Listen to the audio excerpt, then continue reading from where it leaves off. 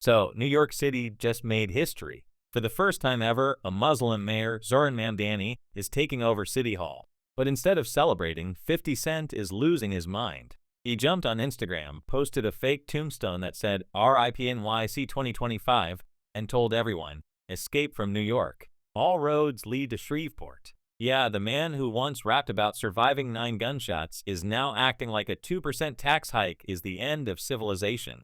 And the internet is not letting him slide. Because the backlash that followed, it got so bad that even the new mayor himself had to respond directly to 50 Cent. So what really happened here, and why is everyone calling 50 a hypocrite who forgot where he came from? Let's break it down. After the election, the energy in New York was electric. Zoran Mamdani, a 34-year-old community organizer, had just made history as the city's first Muslim mayor. His message was simple: freeze rent, make public transit free, and finally build housing that regular people can actually afford. Basically, a campaign about helping the working class instead of catering to billionaires. But that last part, that's exactly what sent 50 Cent into panic mode. Because part of Mamdani's plan includes raising the income tax by 2% for people making over $1 million a year. And when you're worth hundreds of millions, that tiny percentage suddenly feels personal. So instead of taking the good luck mayor route, 50 posted that tombstone meme, told his followers New York was dead,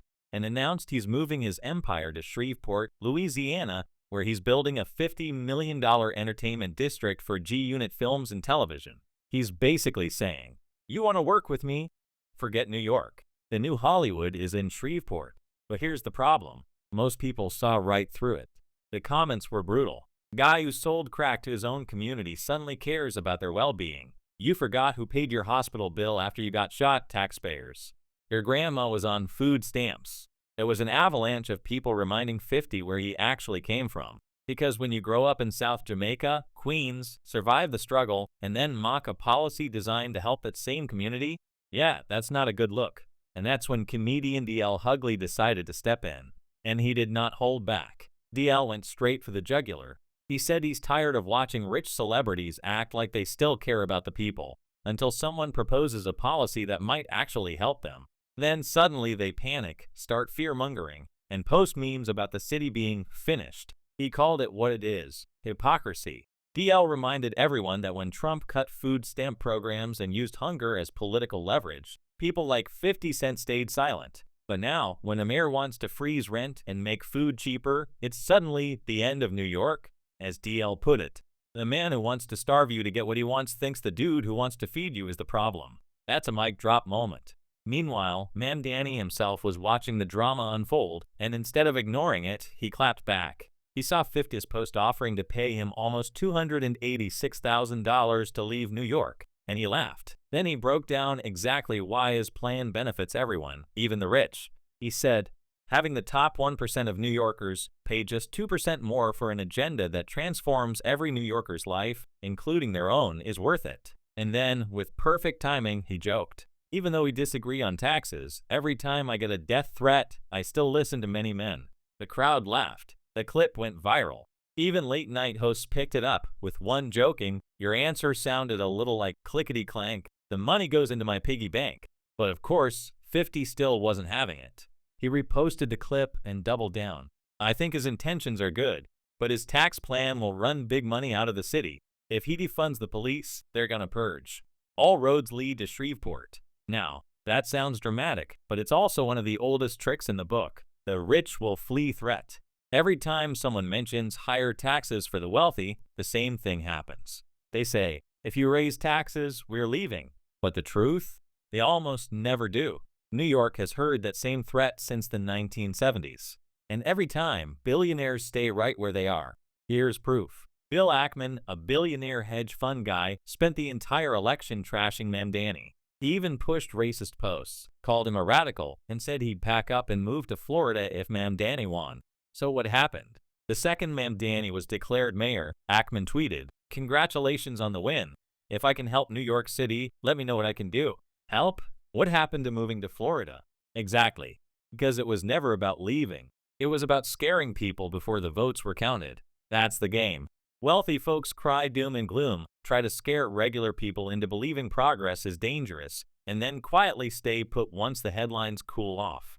and 50 Cent just fell right into that same pattern. Let's talk about that defund the police part he mentioned, because it's another fear tactic. Mamdani never said he's defunding the police completely. He said he's rebalancing the budget. In simple terms, spend less on punishment and more on prevention. Invest in housing, mental health programs, and education, the stuff that actually reduces crime instead of just reacting to it. Cities that focus on people instead of punishment see lower crime, not higher. That's not radical. That's just common sense. But fear sells. And when people like 50 post words like purge, it feeds right into that fear. It makes working people worry about safety while the real issue, economic inequality, gets ignored. Because let's be honest, 50 Cent isn't scared of crime in the Bronx. He's scared of paying a few extra $100,000 in taxes from his mansion in Houston.